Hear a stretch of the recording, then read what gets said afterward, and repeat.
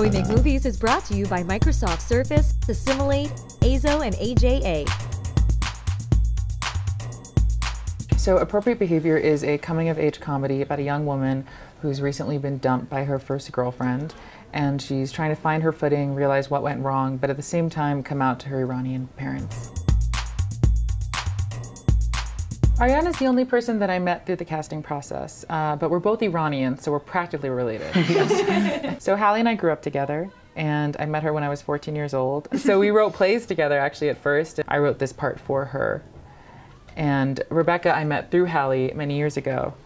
So yeah, I think that familiarity was something that I wanted on set. Desiree and I also rehearsed together for several weeks before we started shooting so that we would have, I think, that comfort, you know, between us on set.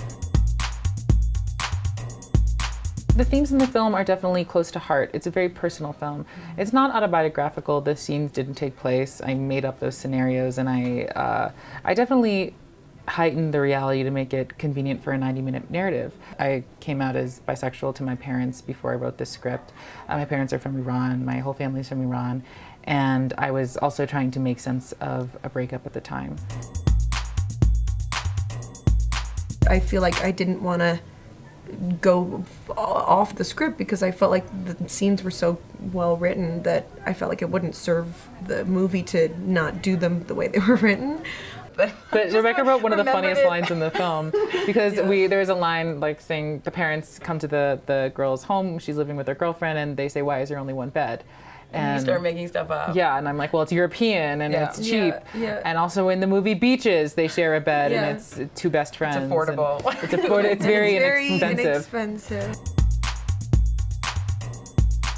You know, I wanted to put my money where my mouth was. I felt like if I was exploring such personal topics, it was a bit silly to hire a better looking version of myself to do this film. This was my sense of humor and very much about being this age right now in Brooklyn. Did you find it difficult to direct yourself, or did you find yourself relying on your crew members a little bit more? First of all, you surround yourself with incredibly talented crew members. As a director, being in the scenes with the cast, I felt that I could ask things of them that I may, as a first-time director, feel uncomfortable, or I was able to communicate with them in a way that I wouldn't have if I were out of it. As an actor, I think I would feel really strange and vulnerable, and I wouldn't have been able to do the things I did on camera if I hadn't been in a position of power. Yeah, I mean, I didn't know Desiree as well as we met a couple years ago, but we didn't really, we haven't really hung out a lot. But I did trust her totally.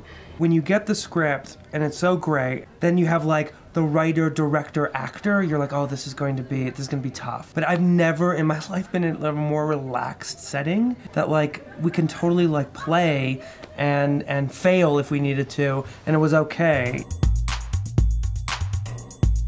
We shot at my parents' house. Every film I've made, I think at some point has a scene with my parents in it, or not in it, in their home, and them doing craft services. So, you know, really taxing the people who love you and pushing them to their limits, making them feed you and 40 other people is the way to go. Here's my one advice, is to shoot within your means. I knew I could tell a story in Brooklyn. I knew I could find smart actors who could make it work. I knew I could do a comedy with these specific locations. So I wrote what I knew I could accomplish.